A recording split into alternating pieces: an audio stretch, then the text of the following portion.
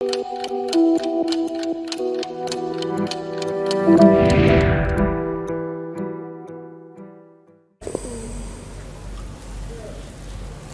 आप देख रहे हैं जेएमडी न्यूज। मैं हूं आपके साथ आदित्य द्विवेदी। दोपहर के 3 बज चुके हैं और हम बात करने वाले हैं आज की 3 बड़ी खबरों के बारे में। इन 3 बड़ी खबरों के बारे में जिक्र करें उससे पहले सीधा आपको लखनऊ लिए चलते हैं, जहां पे अवनीश कुमार और ADG law and order Prashant Kumar क्या कुछ प्रेस कॉन्फ्रेंस के दौरान कह रहे हैं, आपको सुनवाते हैं। आवाज यहाँ करो, सुनने तो हम लोग आज एडीजी एलओ के साथ एक जॉइंट प्रेस कॉन्फ्रेंस हम लोग कर रहे हैं। गोरखनाथ मंदिर गोरखपुर में पुलिस के जवानों पर किए गए जो गंभीर मामला है, एक साजिश का हिस्सा है और इसको एक आतंकी घटना कहा जा सकता है। इस गंभीर मामले पर मैं चाहूंगा कि विस्तृत रूप से एडीजी एलओ साहब जो है इस पर आपको ब्रीफ करें और साथ में माननीय मुख्यमंत्री जी ने जो निर्देश दिए हैं उन पर मैं अंत में आपको बताऊंगा। प्रशांत।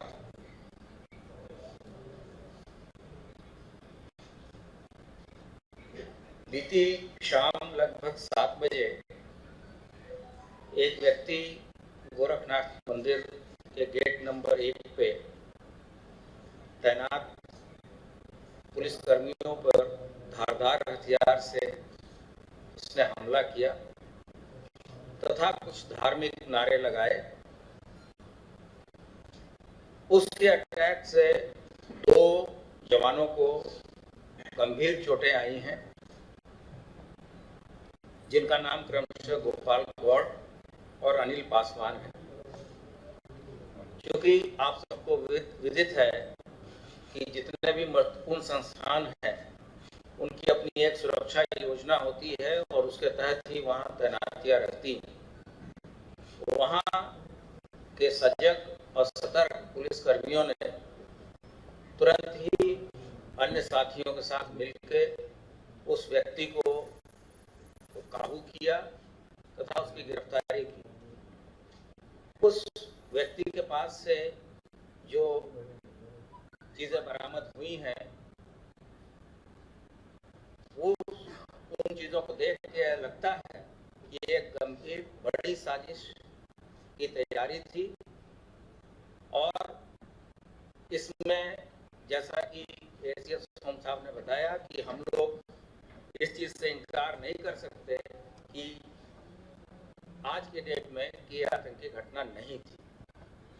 तत्काल इसको वहां एटीएस की टीम गई है।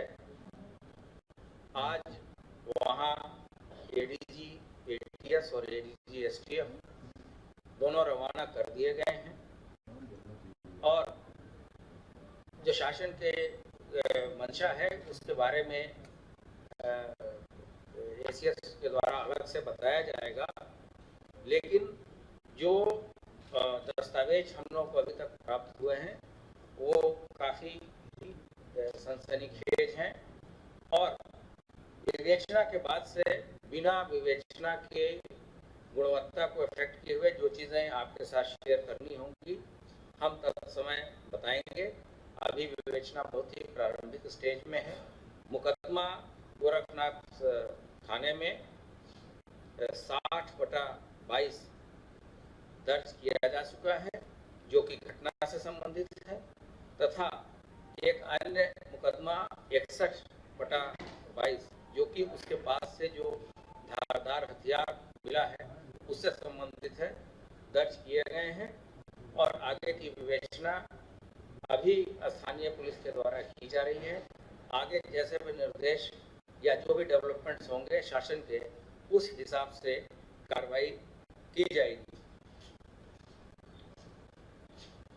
जैसा कि मैंने बताया, अभी शासन के द्वारा सभी महत्वपूर्ण संस्थानों और वाइटल इंस्टॉलेशन जिसको हम कह सकते हैं उनकी सुरक्षा योजना पुनरीक्षित की गई है और उसके तहत ही वहां अधिक पद भी स्वीकृत किए गए हैं जो आज के थ्रेट परसेप्शन है उसके साथ। समय समय पे इन योजनाओं का, सुरक्षा योजनाओं की समीक्षा शासन स्तर पे तथा स्थानीय स्तर पर अगर कोई नए डेवलपमेंट होते हैं तो उसके हिसाब से की जाती है और अंत में शासन के द्वारा उसे स्वीकृत किया जाता है।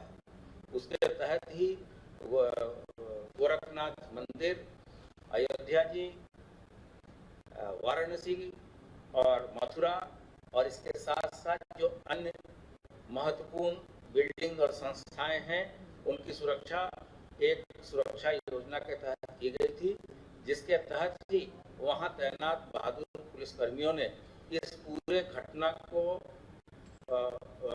विफल कर दिया और कोई बड़ी घटना नहीं होने दी। अगर ये व्यक्ति अंदर प्रवेश कर जाता तो जहां आम व्यक्ति दर्शनार्थी वगैरह हैं उनको बहुत ही ज़्यादा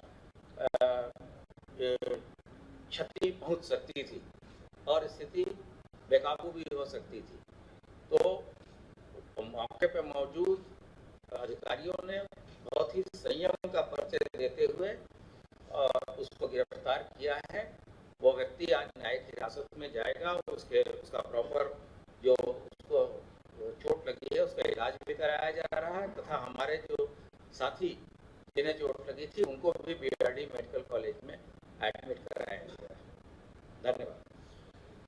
मैं ये बताना चाहूँगा कि इस पूरे घटना की विवेचना यूपी एटीएस को दी गई है और यूपी एटीएस अब इसकी विवेचना टेक ओवर कर रही है। साथ ही साथ माननीय मुख्यमंत्री जी ने यह भी आदेश दिया है कि हमारी जो दोनों एजेंसीज है यूपी एटीएस और यूपी एसटीएफ, ये जो है घटना के अनावरण हेतु संयुक्त रूप से कार्य करेंगे। माननीय मुख्यमंत्री जी ने जो 3 लोगों ने जो हमारे 2 पुलिस कांस्टेबल्स, 2 पीएसी कांस्टेबल्स और जो पुलिस के कांस्टेबल्स ने इस घटना को विफल किया और खुद जो है जाबाज रूप से बहादुरी से काम किया है, Shri Gopal Gaur constable PSC, Shri Anil Paswan constable PSC और श्री अनुराग राजपूत कांस्टेबल नागरिक पुलिस, इन सब लोगों ने जो बहादुरी का काम किया है, तो इसमें मुख्यमंत्री जी ने इनको 5 लाख रुपया जो है नगद घोषित किया है और वो इनाम शासन की ओर से इनको बहुत जल्दी ही दिया जाएगा। साथ ही साथ मुख्यमंत्री जी ने ये आदेश दिए हैं, जैसा अभी एडीजी एलओ साहब ने बताया, इसके लैपटॉप, मोबाइल पर जो भी डिटेल्स हैं, जिन लोगों से ये जुड़ा हुआ रहा है, इनकी सबकी बहुत गंभीरता से जांच करें और जरूरत पड़े तो प्रदेश के बाहर भी जहां भी इसके जो है ट्रैक होगा उसको जो है हम लोग अनावृत करेंगे और प्रभावी कार्रवाई इस पर सुनिश्चित करेंगे।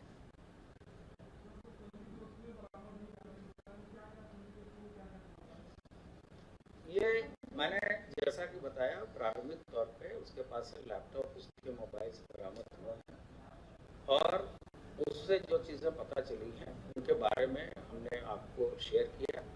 साथ साथ हमने बताया कि जो विवेचना को प्रभावित न करे ऐसी सूचनाएं हम अभी भी दे रहे हैं और आगे भी जो जो चीज़ें डेवलपमेंट्स होगी इसमें बताएंगे। हम इसमें सभी एजेंसियों की भी मदद लेंगे तथा ये भी सुनिश्चित करेंगे कि इस व्यक्ति के द्वारा कहां कहां ट्रैवल किया गया है और ये व्यक्ति किसके साथ संपर्क में था, ये किसी विदेशी कंट्री में तो नहीं गया या कहीं से ये बड़े षड्यंत्र का हिस्सा तो नहीं है।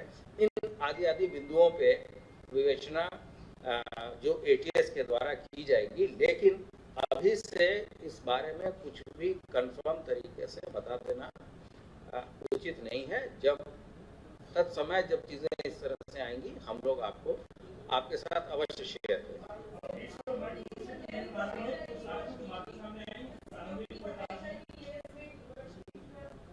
ये सभी कुछ रिव्यू होगा। इस घटना का तो अनावरण हो गई, अगर आवश्यकता पड़ेगी तो जहाँ भी जो भी और मजबूती से कार्य करना होगा वो करेंगे। अभी हाल में ही मैंने आपको बताया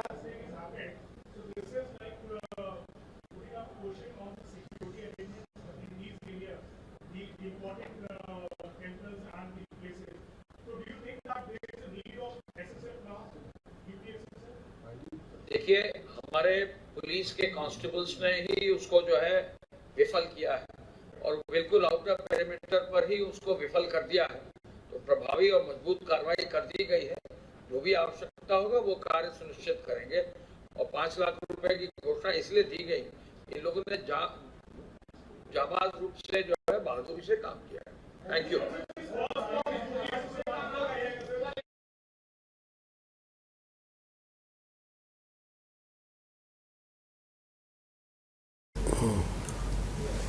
तो एडीजी लॉ एंड ऑर्डर और साथ ही साथ एसीएस होम ने जिस तरीके से संयुक्त रूप से प्रेस कॉन्फ्रेंस की, साफ तौर पर उनका कहना है कि जो आरोपी मुर्तजा है, वो जो आरोपी है उससे लगातार पूछताछ जारी है। उसके पास से जो लैपटॉप बरामद हुआ है उससे कहीं ना कहीं कुछ लोगों के तार जुड़ सकते हैं, उसको खंगाला जा रहा है और आतंकी घटना हो सकती है, ऐसा उनका कहना है। और कहीं ना कहीं ये एक बड़ी साजिश के तौर पर भी देखा जा रहा है। और ऐसे में उन जो जवान थे, पुलिस के जवान थे, पीएसी के जवान थे, उनकी तारीफ करते नजर आए। साफ तौर पर उन्होंने ये भी कहा कि जो जवान वहां सुरक्षा में लगे हुए थे, 5 लाख रुपए उनको दिया जाएगा, पुरस्कृत किया जाएगा, उनको प्रोत्साहित किया जाएगा। तो चलिए खबरों का रुख कर लेते हैं 3 बजे की 3 बड़ी खबरों का। तो चलिए खबरों की शुरुआत करते हैं पहली खबर के साथ। उत्तर प्रदेश के मुख्यमंत्री योगी आदित्यनाथ सत्ता संभालने के बाद से लगातार काम में जुटे हैं। इसी कड़ी में अब सीएम आवास पर जनता दरबार में आज से जन समस्याओं की सुनवाई शुरू हुई। दरअसल यूपी के सीएम योगी आदित्यनाथ के निर्देश के बाद उनके 5 कालिदास मार्ग आवास पर लोगों की समस्याओं के निराकरण के लिए पहले की तरह हॉल 1 में जन सुनवाई कार्यक्रम प्रतिदिन किया जाएगा, जिसकी शुरुआत आज से हो गई है। बता दें कि मुख्यमंत्री आवास पर आयोजित होने वाले जनता दरबार में हर सोमवार को प्रदेश के विज्ञान एवं प्रौद्योगिकी, आईटी एवं इलेक्ट्रॉनिक्स विभाग के राज्य मंत्री अजीत पाल मौजूद रहेंगे तथा प्रत्येक मंगलवार को प्रदेश के कृषि शिक्षा एवं अनुसंधान विभाग के राज्य मंत्री बलदेव सिंह औलख शामिल होंगे। तो चलिए बात कर लेते हैं दूसरी खबर की। मुख्यमंत्री योगी आदित्यनाथ ने अपने दूसरे कार्यकाल में स्कूल चलो अभियान को मिशन के रूप में लिया है। उनका लक्ष्य साक्षरता दर में पिछड़े जिलों को मुख्य धारा में लाने का है। इसी क्रम में उन्होंने साक्षरता दर में सबसे पिछड़े जनपद श्रावस्ती से प्रदेशव्यापी स्कूल चलो अभियान का शुभारंभ किया। मुख्यमंत्री योगी आदित्यनाथ ने अपनी दूसरी पारी में प्रदेश की प्राइमरी तथा बेसिक शिक्षा के स्तर को सुधारने के साथ ही सभी जिलों में साक्षरता दर को आगे बढ़ाने की मुहिम छेड़ दी है। मुख्यमंत्री योगी आदित्यनाथ ने सोमवार को प्रदेश के सबसे कम साक्षरता दर वाले श्रावस्ती जिले से राज्य भर में स्कूल चलो अभियान शुरू किया। इनका लक्ष्य श्रावस्ती के साथ प्रदेश के अन्य पिछड़े जिलों को साक्षरता की मुख्य धारा में लाने का है। वहीं बात करते हैं तीसरी खबर की। गोरखनाथ मंदिर की सुरक्षा में तैनात पीएसी के 2 जवानों पर संदिग्ध ने धारदार हथियार से हमला कर दिया है। आपको बता दें, धार्मिक नारा लगाते हुए संदिग्ध मंदिर परिसर के अंदर भी घुस गया। इसके पहले उसने एक जवान की एसएलआर को छीनने की भी कोशिश की। पुलिस के जवानों ने उसे गिरफ्तार कर लिया। संदिग्ध के पास बरामद बैग से लैपटॉप, पैन कार्ड और मुंबई की फ्लाइट का टिकट बरामद किया है। आरोपी पुलिस की हिरासत में है। पुलिस और जांच एजेंसियां टेरर एंगल सहित अन्य पहलुओं पर भी पूछताछ कर रही हैं। आपको बता दें, कुछ ही देर पहले अभी एसीएस होम यूपी और ADG law and order Prashant Kumar ने अभी संयुक्त रूप से प्रेस कॉन्फ्रेंस की। उन्होंने साफ तौर पे कह दिया कि यह आतंकी घटना हो सकती बड़ी साजिश का हिस्सा है। और जो गोरखपुर में जो वारदात हुई है, जो घटना हुई है, उस पर हमारे साथ वरिष्ठ पत्रकार डॉक्टर रमेश वर्मा जी हमारे साथ जुड़ेंगे। डॉक्टर रमेश वर्मा जी, आपका स्वागत है। धन्यवाद। पहला सवाल यह है डॉक्टर रमेश वर्मा जी, जरा इस पर आपकी नजर क्या कुछ कहती है, आपका नजरिया क्या है कि जो व्यक्ति है उसके परिवार वाले कह रहे हैं, मुर्तजा के परिवार वाले कह रहे हैं कि वो मानसिक रूप से विक्षिप्त है। दूसरी बात, उसके पास से लैपटॉप निकलता है। तीसरी खबर यह आ रही है वो हाईली एजुकेटेड है, आईआईटी बॉम्बे से उसने पढ़ाई की है।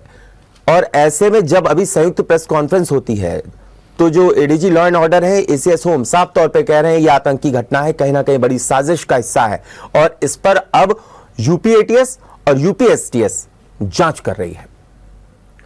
देखिए, ये बहुत ही गंभीर मामला है जी। और गोरखपुर जो मंदिर है वहां से लाखों लोगों का जुड़ाव प्रतिदिन रहता है। वहां पर बाजार भी है, अस्पताल भी है, वहां पर विभिन्न प्रकार के सेवा संस्थान भी हैं, धर्मशाला भी है। एक बहुत ही माहौल वहां का बड़ा आध्यात्मिक रहता है। और ये भी सही है कि चाहे गोरखनाथ मंदिर हो, चाहे अयोध्या हो, चाहे काशी हो और चाहे मथुरा हो, ये कहीं ना कहीं आतंकवादियों के निशाने पर रहते हैं। कल की जो घटना हुई है तो अब तक उसमें जो जांच हुई है, जांच में बड़ी बड़ी एजेंसियां लग गई हैं। यहाँ तक कि यूपी की जो एसटीएफ है और एटीएस दोनों को मिलाकर कहा गया है कि आप इसकी जांच करिए। लेकिन जो अब तक प्रथम दृष्टि आया है उसमें तो साफ साफ दिखता है कि एक बहुत बड़ी साजिश है और इसमें आतंकी हमले की पूरी तरीके से जो तथ्य है वो सामने आ रहा है। सबसे बड़ी बात यह है कि ये जो भी घटनाक्रम हुआ जी, ये जो भी हमला हुआ, इस हमले को हमारे सुरक्षा के जवानों ने, महज पीएसी के 2 जवानों ने, 1 सिपाही ने अपने ऊपर हमला सह करके भी उसे नाकाम कर दिया। बिल्कुल। इसलिए ये भी कहना ठीक है कि जो सुरक्षा की व्यवस्थाएं की गई हैं उनमें निश्चित रूप से कोई चूक नहीं हुई है। अब देखना यह है कि ये जो घटना है तो इसमें कहां से तार जुड़े हुए, क्योंकि इसमें मुंबई का भी है, मुंबई में रहता था, नवी मिलेनियम टावर में रहता था जो एक बहुत बड़ा पास इलाका है। फिर वो 2 साल पहले यहाँ पर आया था, वहां पर किससे किससे संबंध है। हालांकि यूपी ने महाराष्ट्र सरकार से और उनके एटीएस से भी बात करना शुरू कर दी है, लेकिन ये मामला बहुत ही गंभीर है। और इस दृष्टि से उत्तर प्रदेश सरकार ने जिस तरीके से गोरखनाथ मंदिर, अयोध्या, काशी और मथुरा आदि की जो सुरक्षा व्यवस्था की समीक्षा भी की है, उसको बढ़ा भी दिया है, ये बहुत निहायत जरूरी था। और निश्चित रूप से इसका पर्दाफाश होगा और होने के बाद निश्चित रूप से ये भी कहा जा सकता है कि एक बहुत बड़ी घटना से अपना प्रदेश बच गया। डॉक्टर रमेश, जिस तरीके से घटना सामने है उसके बाद जिस तरीके से प्रशासनिक कार्रवाई हो रही है, बिल्कुल प्रशासन हर एक एंगल से इसको खंगालने की कोशिश में लगा हुआ है, लेकिन अब सुरक्षा व्यवस्थाएं और कड़ी कर दी जाएंगी। सुरक्षा व्यवस्था जो बंदोबस्त होगा वो कड़ा होगा। जितने भी संस्थान हैं, जितने भी बड़े बड़े मंदिर हैं या जितने सरकारी विभाग हैं, उसका जिक्र करते हुए लॉ एंड ऑर्डर नजर आए संयुक्त प्रेस कॉन्फ्रेंस में। तो क्या इसको पूरी तरीके से अभी से मान लिया जाए कि ये आतंकी हमला है? नहीं, जो प्रथम दृष्टया जो साक्ष्य मिले हैं, जिस तरीके से वो हमला कर रहा है, जिस तरीके से वो धार्मिक नारे लगा रहा है जी, और जिस तरीके से वो सुरक्षा गार्डों के असलहे छीनने का प्रयास कर रहा है जी, और जिस तरीके से मुकाबला कर रहा है, तो अब क्या रह जाता है? बिल्कुल इसके माने देखिए, जो अब वो कहते हैं मानसिक रूप से विक्षिप्त है, तो जो मानसिक रूप से विक्षिप्त है वो इतनी टेक्निक नहीं अपनाएगा जी। वो मानसिक रूप से विक्षिप्त है, वो पगला जाएगा, कुछ कर जाएगा, लेकिन यहाँ तो वो बाकायदे मोर्चा ले रहा है जी, हमला कर रहा है और हमला करके उनके असलहे छीनने के। लेकिन ये देखिए जवान ऐसे बहादुर जिन्होंने उसका मुकाबला किया, भागे नहीं तो धारदार हथियार था। देखिए घायल भी हो गए हैं 3 लोग जो बीआरडी मेडिकल कॉलेज में भर्ती भी हैं। तो निश्चित रूप से ये एक बहुत बड़ी घटना है और इससे हमारी सरकार को, हमारे शासन को और प्रशासन को भी एक नया सबक लेना होगा कि कभी भी कोई भी हम निश्चिंतता से अब नहीं रह सकते हैं कि कहीं पर भी कुछ कभी भी हो सकता है। डॉक्टर रमेश, इसको बड़ी गंभीरता से लिया जा रहा है क्योंकि ये गोरखपुर है और गोरखपुर का वो मंदिर है जहां से योगी आदित्यनाथ ताल्लुक रखते हैं, और ऐसे में कोई भी चूक नहीं होनी चाहिए, जिसको लेकर के प्रशासनिक अधिकारी लगातार इस पे नजर बनाए हुए हैं। तो ऐसे में अब जो एटीएस चीफ है वो भी वहां पहुंच रहे हैं, साथ ही साथ बड़े बड़े अधिकारी वहां पहुंचेंगे और जिस तरीके से सुरक्षा व्यवस्था उसका भी एक बार फिर से जायजा लेंगे। ये सब अब देखने को आगे मिलेगा क्योंकि ये योगी आदित्यनाथ से जुड़ा हुआ मामला है। देखिए, योगी आदित्यनाथ उस परिसर में रहते भी हैं, उनका निवास भी है, ये ध्यान रखिएगा। और गोरखनाथ मंदिर के वो महंत भी हैं जी, बिल्कुल, ये भी ध्यान रखिएगा। और वो अक्सर वहां जाते रहते हैं जी। और गोरखनाथ मंदिर में जो भी रीति रिवाज सब होते हैं, हाँ। उनमें वो सक्रिय रूप से भागीदारी भी करते जी। हैं। अभी आपने देखा होगा कि होली में किस तरीके से उन्होंने भाग लिया। हाँ। और आपको बता रहे हैं कि अभी नवरात्र चल रहे हैं, हाँ। और उसमें भी जो कन्या पूजन होगा, हाँ। उसमें भी वो भाग लेंगे। जी। और पिछले वारों में लेते रहे हाँ। कि किस तरीके से लड़कियों के पैर धोते हैं, फिर पूजन करते हैं, फिर क्या करते हैं कन्याओं के। तो निश्चित रूप से अगर आप देखिए तो एक गंभीर बात है कि वहां पर जब मुख्यमंत्री का निवास भी है, हाँ। और मुख्यमंत्री का अक्सर आना जाना रहता है, क्योंकि उनको मंदिर का संचालन भी उनके जिम्मे है, सब कुछ है, तो करना पड़ता है। ऐसी स्थिति में वहां पर सुरक्षा में किसी भी प्रकार की चूक को बर्दाश्त नहीं किया जाना चाहिए। और यही एक अच्छी बात यह है कि वहां पर बाकायदे सुरक्षा के जवानों ने चूक नहीं होने दी।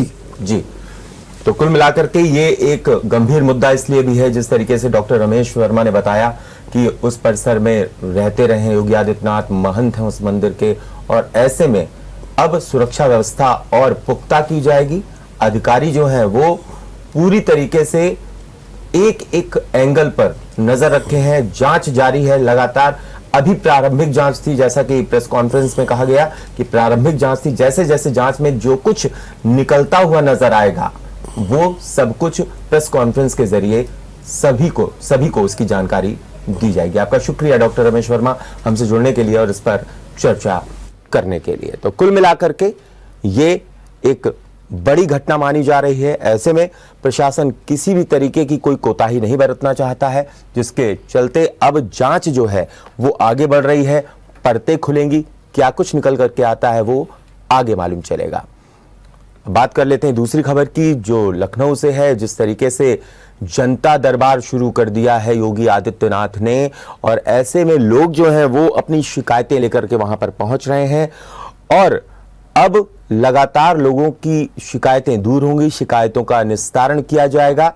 योगी आदित्यनाथ सीधा संवाद भी करेंगे उन लोगों से जनता दरबार में कि उनकी क्या कुछ समस्या है, उसको कैसे निपटाया जाए, कैसे उस समस्या से निपटा जाए, कैसे निराकरण किया जाए, निस्तारण किया जाए। ऐसे में लोगों को इस जनता दरबार से बड़ी आस नजर आ रही है। आपको बता दें 2017 में जब योगी सरकार बनी थी तब भी जनता दरबार लगाया गया था। हालांकि कोरोना काल के चलते ये जनता दरबार अभी 2 साल से जिस तरीके से कोरोना की पहली, दूसरी और तीसरी लहर आई है, तो ऐसे में जिस तरीके से सोशल डिस्टेंसिंग और कोरोना गाइडलाइन का पालन करते हुए जनता दरबार को बंद कर दिया गया था। और ऐसे में एक बार फिर से उन लोगों के जहन में आस जरूर जगी है जिनको न्याय पाना है, जिनको कहीं ना कहीं कुछ समस्या है, वो समस्या योगी आदित्यनाथ के जनता दरबार में जाने से दूर हो सकती है।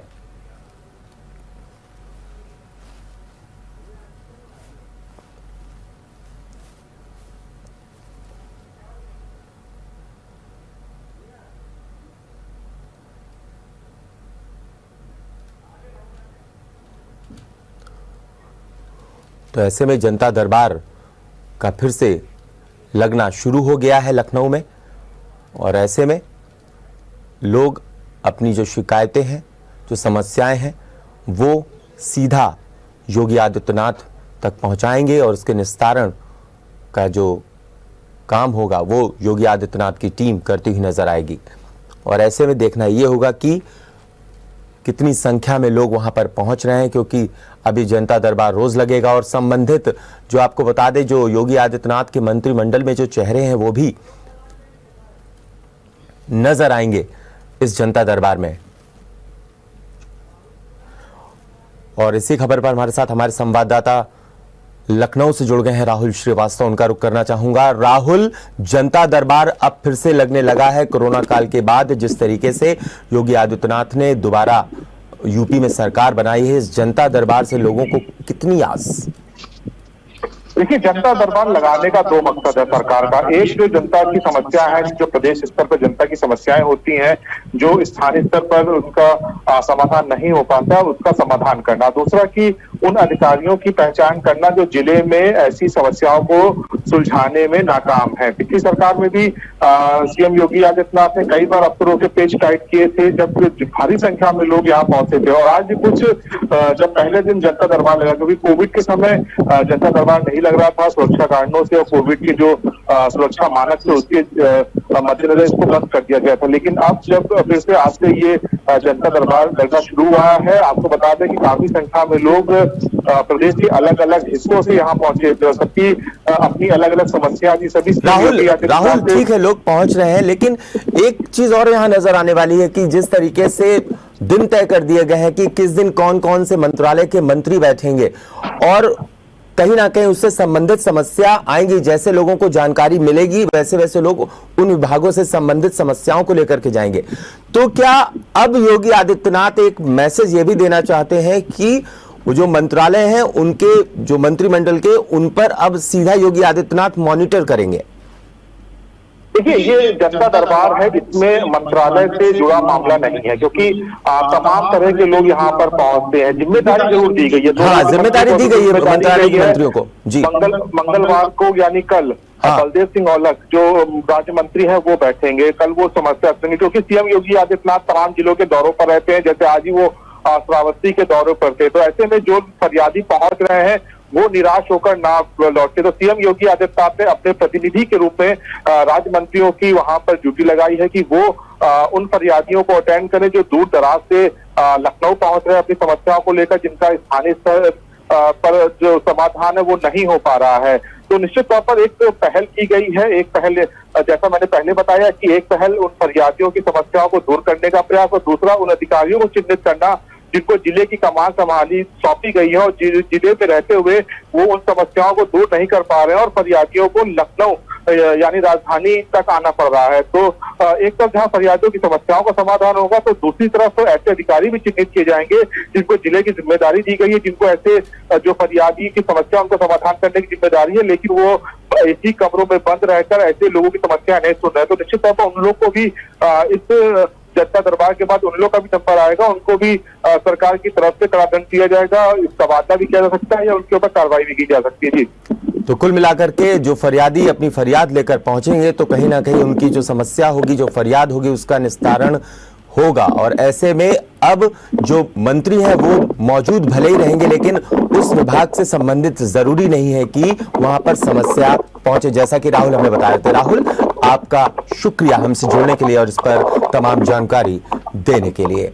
तो आपको बता दें, आज से एक और अभियान शुरू कर दिया गया है, स्कूल चलो अभियान। वो भी योगी आदित्यनाथ ने श्रावस्ती जिले से शुरू किया, क्योंकि उत्तर प्रदेश के अंदर सबसे जो साक्षरता प्रतिशत है वो सबसे कम है श्रावस्ती में, और ऐसे में कुछ और भी जिले हैं, रामपुर भी जिसमें शामिल है।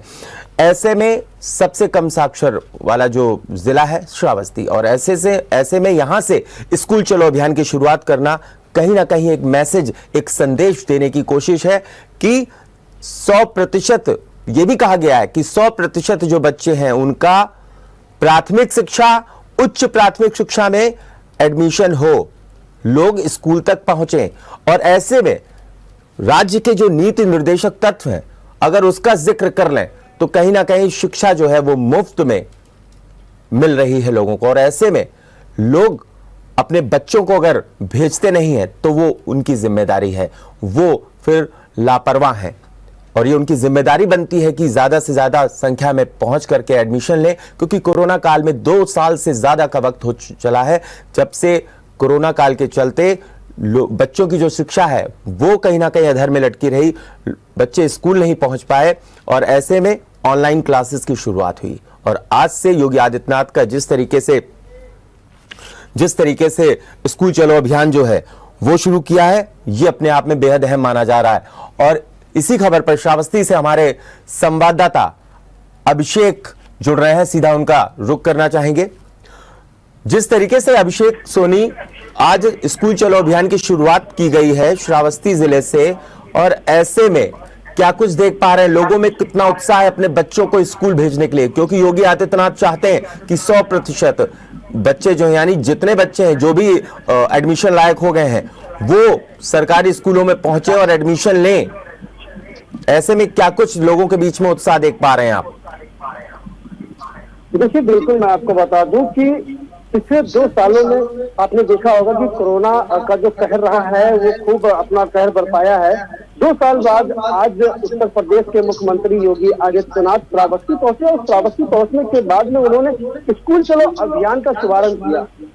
स्कूल चलो अभियान का शुभारंभ करने के बाद में जो प्राथमिक विद्यालय के छात्र थे उनको स्कूल में पढ़ाई करने के लिए किट भी दिया गया। तो कहीं ना कहीं मुख्यमंत्री के द्वारा ये संदेश दिया गया है बच्चों को किट दे करके कि अब बेहतर शिक्षा के लिए एक बड़ा प्लानिंग किया गया है। उत्तर प्रदेश में एक बड़ी व्यवस्था लाई गई है जिससे बच्चों को शिक्षा की तरफ बढ़ाया जा सके।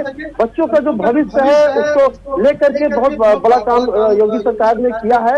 और श्रावस्ती जिले से इसकी शुरुआत हुई। सबसे बड़ी बात हम आपको ये बता दें कि श्रावस्ती जिले से 300 कक्षाओं की आज शिलान्यास और लोकार्पण हुआ है। श्रावस्ती जिले में मुख्यमंत्री योगी आदित्यनाथ पहुंचे और उसके बाद में बच्चों को उन्होंने मध्याह्न भोजन भी परोसा है, यहाँ पे खाना भी परोसा है। तो ऐसे में श्रावस्ती जिले में जो देखने को मिला है आज स्कूल चलो अभियान को लेकर के, तो श्रावस्ती जिले से एक संदेश देने का प्रयास किया मुख्यमंत्री योगी आदित्यनाथ ने, क्योंकि श्रावस्ती जिला उत्तर प्रदेश का सबसे छोटा जिला और सबसे पिछड़ा जिला है।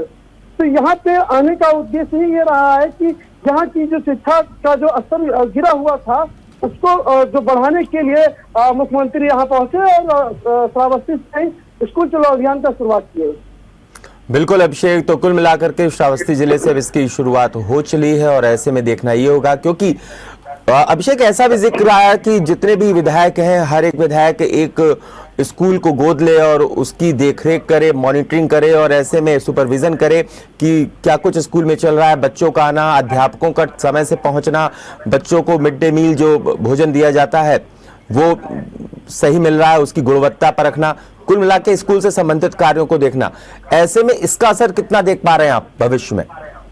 देखिए, आपने कहा है अभी कि विधायकों को ही नहीं, यहाँ पे मुख्यमंत्री के द्वारा बताया गया हर एक जनप्रतिनिधि को स्कूल गोद लेना है और उनको स्कूल के प्रति जो भी व्यवस्थाएं हैं उसको देखनी है, उसको समय समय पे जा करके उसकी बारीकी से जांच पड़ताल करनी है। तो मुख्यमंत्री ने स्पष्ट कर दिया है, चाहे वो MP हो, MLA हो, जिला पंचायत अध्यक्ष हो, पार्षद हो, ग्राम पंचायत प्रधान तो कुल मिलाकर के सभी जनप्रतिनिधियों को कह दिया गया है कि आप लोग स्कूलों की जिम्मेदारी लें, एक एक स्कूल को गोद लें और उस पर निगरानी बनाए रखें। वहां पर क्या कुछ कार्य चल रहा है, कार्यकुशलता, गुणवत्ता वहां पर बनानी होगी और ऐसे में ये जो कार्य योजना है बहुत प्रभावी नजर आएगी भविष्य में। आपका शुक्रिया अभिषेक हमसे जोड़ने के लिए, उस पर तमाम जानकारी देने के लिए। तो 3 बजे की 3 बड़ी खबरें आपने देखी, गोरखपुर से, लखनऊ से, और जिस तरीके से चर्चा हुई श्रावस्ती की, सबसे पिछड़ा जिला है ये शिक्षा के मामले में उत्तर प्रदेश में, और ऐसे में यहां से शुरुआत हो गई है स्कूल चलो अभियान की। फिलहाल अभी के लिए इतना ही। आप देखते रहिए GMT न्यूज।